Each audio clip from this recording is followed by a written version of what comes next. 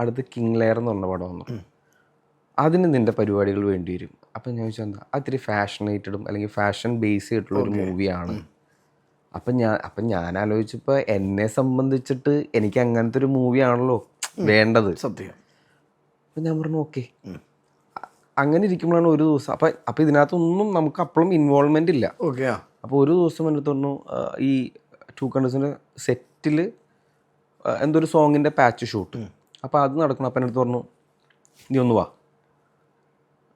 അപ്പോൾ അവർ ഓൾറെഡി കോസ്റ്റ്യൂംസൊക്കെ എടുത്തിട്ടുണ്ട്. ഓക്കെ. അപ്പോൾ അത് ഏതാ വേണ്ടതെന്നുള്ള ഡിസൈനർ എന്തോ വന്നിട്ടില്ല, അങ്ങനെ എന്തോ ഒരു അവിടെ ഉണ്ടായിരുന്നു. അപ്പോൾ എൻ്റെ അടുത്ത് നീ അതൊന്നും നോക്കിയിട്ട് ഏതാ പെയർ ചെയ്യേണ്ടതെന്ന് നോക്കിയിട്ട് ചെയ്യാമെന്ന്. അപ്പോൾ ഒരു സോങ് സീക്വൻസ് ആയിരുന്നു. അപ്പോൾ അതിനകത്തൊരു പരിപാടി ഞാൻ പെയർ ചെയ്ത് കൊടുത്തു.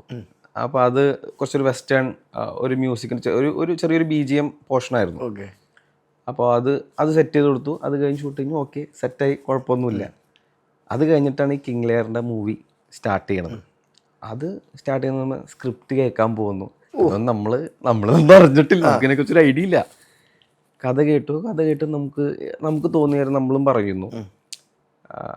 അപ്പോൾ ഇത് കഴിഞ്ഞപ്പോൾ ഫാഷനേറ്റഡ് മൂവിയാണ് നമുക്ക് മനസ്സിലാവും. അപ്പോൾ അതിനകത്ത് എന്തൊക്കെ ചെയ്യാം, എങ്ങനെയൊക്കെയാണ്. അപ്പോൾ ഇത് ആക്ച്വലി അന്ന് ജീൻ ചേട്ടനാണ് ഡയറക്ടർ, ലാൽ ജൂനിയർ.